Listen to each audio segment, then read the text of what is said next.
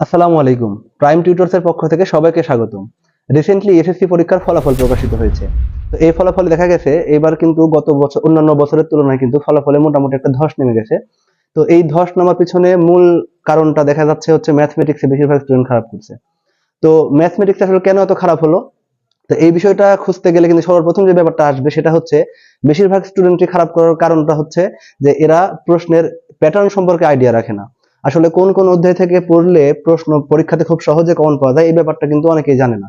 না জেনে টানা পড়া শুরু করে দেয়, যে কারণে পরীক্ষাতে গিয়ে দেখা যায় যে পড়াশোনা করছে, অনেক অনেক পরিশ্রম করছে, কিন্তু পরীক্ষাতে গিয়ে প্রশ্নগুলো কমন পায় নাই, তখন ভালো মতো লিখতে পারেনি, এই কারণে আসলে রেজাল্টটা খারাপ হয়।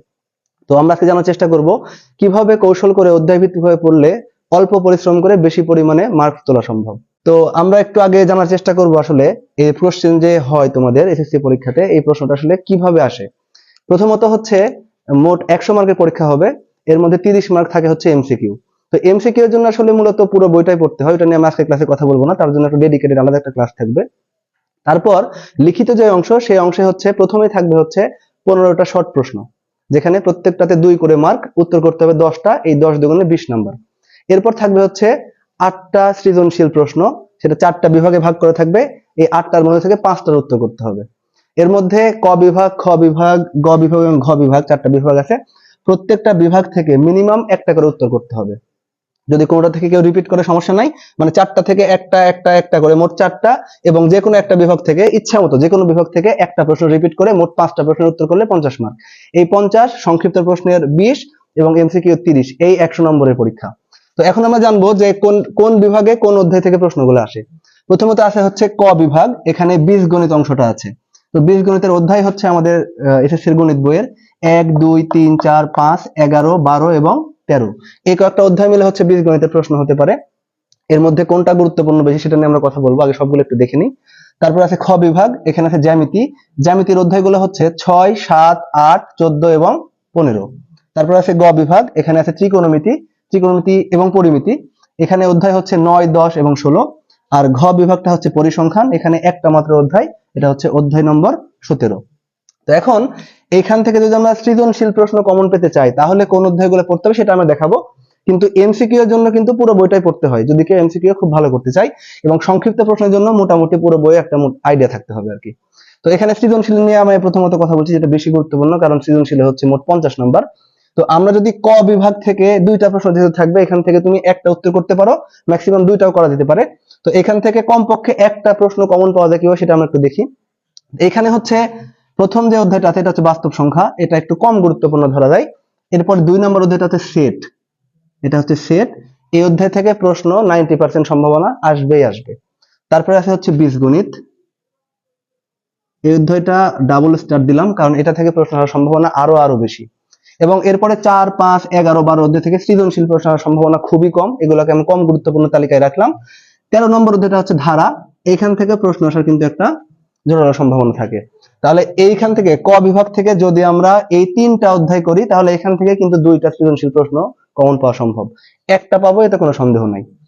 তারপরে দেখি হচ্ছে খ বিভাগ, এটা হচ্ছে জ্যামিতি, যেখানে সম্পাদ্য এবং উপপাদ্য আছে। এখানে 6, 7, 8, 14 এবং 15। এর মধ্যে 8 নম্বর অধ্যায়টা হচ্ছে বৃত্ত, এইখান থেকে অবশ্যই অবশ্যই একটা উপপাদ্য বা সম্পাদ্যের সৃজনশীল প্রশ্ন কমন আসবেই। তো আমরা যদি 8 নম্বর অধ্যায়টা ভালো করে করি, জ্যামিতিতে যদি কেউ একটু দুর্বল হয়ে থাকো তাহলে 8 নম্বর অধ্যায়টা একটু ভালো মতো করলে কিন্তু এখান থেকে একটা প্রশ্ন তোমরা কমন পাবা ইনশাআল্লাহ। এরপর আমরা আসি গ বিভাগে। গ বিভাগে আছে হচ্ছে ত্রিকোণমিতি, পরিমিতি, এখানে অধ্যায় আছে 9, 10 এবং 16। এখান থেকে সৃজনশীলের ক্ষেত্রে 9 নম্বর অধ্যায় থেকে 100% একটা প্রশ্ন আসবে, এখানে 3 স্টারও দেওয়া যেতে পারে, এবং 16 নম্বর অধ্যায় থেকে একটা প্রশ্ন আসবে, এটা মোটামুটি নিশ্চিত। তাহলে এখান থেকে হয়ে গেল আরো 2টা। এরপর দেখি আমরা ঘ বিভাগ। ঘ বিভাগ কিন্তু মাত্র একটাই অধ্যায়, এবং এই একটা অধ্যায় থেকে 2টা প্রশ্ন থাকবে, তার মধ্যে তুমি ইচ্ছা করলে একটা উত্তর করতে পারো, ইচ্ছা করলে 2টা উত্তর করতে পারো, কোনো সমস্যা নাই। এটাকে আমি 3 স্টার দিলাম, মানে এখান থেকে অবশ্যই প্রশ্ন আসবে। এখন কথা হচ্ছে যে স্টুডেন্ট তো 3 রকমের মোটামুটি থাকে, যারা হয়তো পাস করতে চায়, এটা এক টাইপ। তারপর যারা আছে যারা হচ্ছে 4 পয়েন্ট থেকে প্লাস, 4 পয়েন্টের একটু উপরে বা এ প্লাস পাওয়ার আশেপাশে স্টুডেন্ট থাকে। আর এক রকম স্টুডেন্ট থাকে যারা হচ্ছে 100 মার্ক পাওয়ার জন্য চেষ্টা করে। তো 3 রকম স্টুডেন্টের জন্য 3 রকম সাজেশন থাকবে আমার।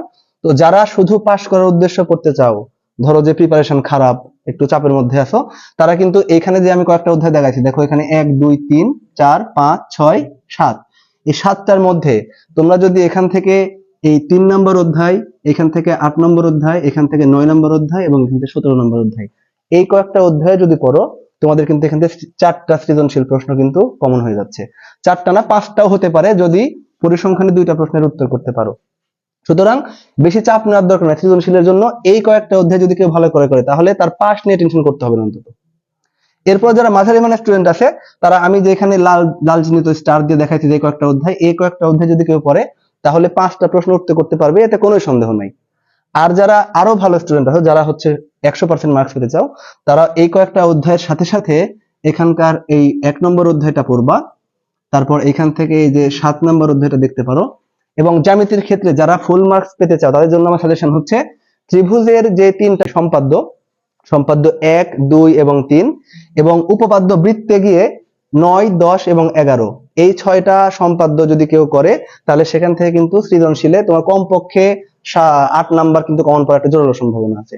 এবং বৃত্তির যে উপপাদ্যগুলো আছে, 8 নম্বর অধ্যায়ে বৃত্তির যে উপপাদ্যগুলো আছে, এই উপপাদ্যগুলো যদি তোমরা পড়ো, অর্থাৎ হচ্ছে 17 থেকে 27 পর্যন্ত, এই কয়েকটা উপপাদ্য পড়লে কিন্তু সৃজনশীলে একটা উপপাদ্য তোমরা কমন পেয়ে যাচ্ছ। সুতরাং যারা বেশি মার্কস পেতে চাও 100%, তারা কিন্তু এই কয়েকটা সম্পাদ্য এবং উপপাদ্য অবশ্যই ভালো মতো করে রাখবা। এরপরে ত্রিকোণমিতি পরিমিতি বিভাগে এসে এই অধ্যায় 9, এখান থেকে ত্রিকোণমিতি একটা প্রশ্ন 100% আসবে, কোনো সন্দেহ নাই। এবং অধ্যায় 16 সাথে 10 নম্বর অধ্যায়টা একটু দেখে রাখতে হবে, কারণ 16 নম্বর অধ্যায়ের সাথে কিন্তু 10 নম্বর অধ্যায়ের প্রশ্ন মিক্স হয়ে আসতে পারে। এবং ঘ বিভাগে এসে যে পরিসংখ্যান অংশটা আছে, এখানে যে একটা অধ্যায়, এখান থেকে 2টা প্রশ্ন আসবে, তাহলে 2টা প্রশ্ন এখান থেকে কমন পাচ্ছ, তোমরা ইচ্ছা করলে এখান থেকে 2টা উত্তর করতে পারো, কোনো সমস্যা নাই। সেই ক্ষেত্রে আমার পরামর্শ হচ্ছে পরিসংখ্যান বিভাগের মানে পরিসংখ্যান অধ্যায় কিন্তু 3টা সূত্র এবং 3টা চিত্র জানলেই হয়। 1 নম্বর হচ্ছে মধ্যক, প্রচুরক এবং সংক্ষিপ্ত পদ্ধতিতে গড়, এটা হচ্ছে 3টা সূত্রের অঙ্ক, এবং 3 রকম চিত্র, একটা হচ্ছে আয়তলেখ, গণসংখ্যা বহুভুজ এবং হচ্ছে অজীব রেখা। এই 6 রকম টাইপ জানলে মোটামুটি এখান থেকে একটা প্রশ্ন অবশ্যই পাবা। এবং এটার সাথে অ্যাডিশনালি আমি অ্যাড করব তোমাদের যে হচ্ছে উপাত্ত এবং তথ্য দেওয়া থাকে, সেখান থেকে ছক তৈরি করার যে কৌশল টালির মাধ্যমে, এই টপিকটা তুমি এর সাথে করে রাখবা। তাহলে এই 7 রকম টপিক যদি তুমি এই অধ্যায় থেকে করে থাকো, তাহলে অবশ্যই তুমি এখান থেকে 2টা সৃজনশীল উত্তর করতে পারবা। তাহলে সৃজনশীল নিয়ে কোনো টেনশন কিন্তু থাকছে না।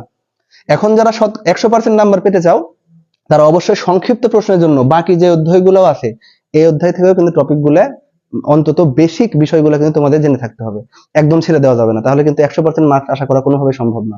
এবং এমসিকিউর জন্য অবশ্যই সবগুলা অধ্যায় থেকেই মোটামুটি বেসিক নলেজ থাকা লাগবে, এবং একদম গভীর থেকে একদম বেসিকটা সহ কিন্তু মুখস্থ বিদ্যা কিন্তু ম্যাথ, অন্তত ম্যাথে চলবে না। বিজ্ঞানের কোনো বিষয় আসলে চলে না, ম্যাথে অন্তত কোনোভাবে মুখস্থ বিদ্যা কাজে লাগানোর চেষ্টা করা যাবে না। আমাদের কিন্তু মূল বিষয়টা একদম গোড়া থেকে জানতে হবে, তবেই কিন্তু এমসিকিউতে ভালো করা সম্ভব। মুখস্থ বিদ্যা দিয়ে কোনোভাবে এমসিকিউতে ভালো করা সম্ভব না। তো আশা করি তোমরা যদি এই সাজেশনটা ফলো করো, তাহলে এবারের মতো খারাপ রেজাল্ট তোমাদের আর দেখতে হবে না ইনশাআল্লাহ। আমরা এভাবে পরবর্তী অন্যান্য ভিডিওতে আমরা ফিজিক্স, কেমিস্ট্রি এবং হায়ার ম্যাথে এরকম সাজেশন দিব।